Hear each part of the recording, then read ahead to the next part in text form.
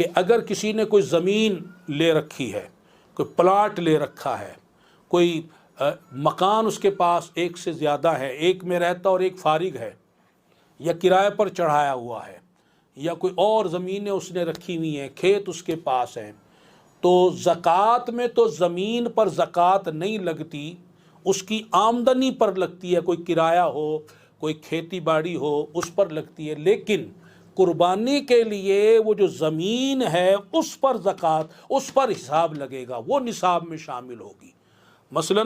اگر کسی کے پاس پلاٹ ہے تو پلاٹ کی قیمت کو شامل کیا جائے گا۔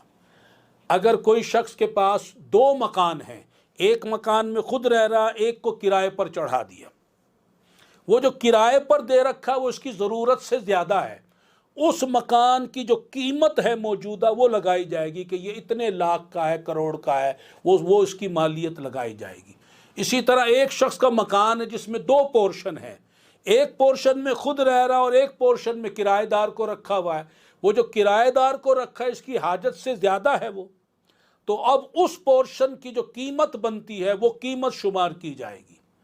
تو اسی طرح اب اس مسئلے کو میں اعلیٰ حضرت امام اہل سنت الشاہ امام احمد رضا خان محدث بریلوی رحمۃ اللہ علیہ کے فتوے سے آپ کے سامنے واضح کر دیتا ہوں۔ آپ ایک استفتاء کے جواب میں ارشاد فرماتے ہیں، جب مکان تنہا اکیلا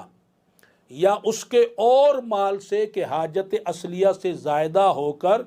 مل کر نصاب کو پہنچیں، اگرچہ ان مکانوں کو کرایہ پر چلاتا ہو یا وہ مکان خالی پڑے ہوں یا سادی زمین ہو، پلاٹ جیسے جسے ہم کہتے ہیں، یا رہنے کا مکان اتنا بڑا ہو کہ اس کا ایک حصہ اس کے سردی گرمی کے رہنے کے لیے کافی ہو اور دوسرا حصہ حاجت سے زائد پڑا ہو، تو اس کی قیمت یا اسی قسم کے مال سے مل کر نصاب تک پہنچ جائے تو قربانی واجب ہے، قربانی واجب ہے۔ اب یہاں پر میں نے عرض کیا کہ اگر مکس نصاب ہو، کچھ سونا، کچھ چاندی، کچھ روپیہ، کچھ مال تجارت، کوئی بچی کے جہیز کی چیزیں جمع کر رکھی ہیں، کوئی پلاٹ ہے، مکس ہے، تو اس میں 52.5 تولے چاندی کی رقم کو دیکھا جائے گا کہ یہ جتنی چیزیں ان کی مالیت کو جمع کیا جائے، قرضہ نکال دیا جائے، حاجت اصلیہ سے زیادہ سامان کی مالیت بھی جس میں ڈال دی جائے، اور پھر دیکھا جائے کہ 52.5 تولے چاندی کی رقم کے برابر یہ مال بنتا ہے۔ اگر بنتا ہے تو قربانی واجب ہو گئی۔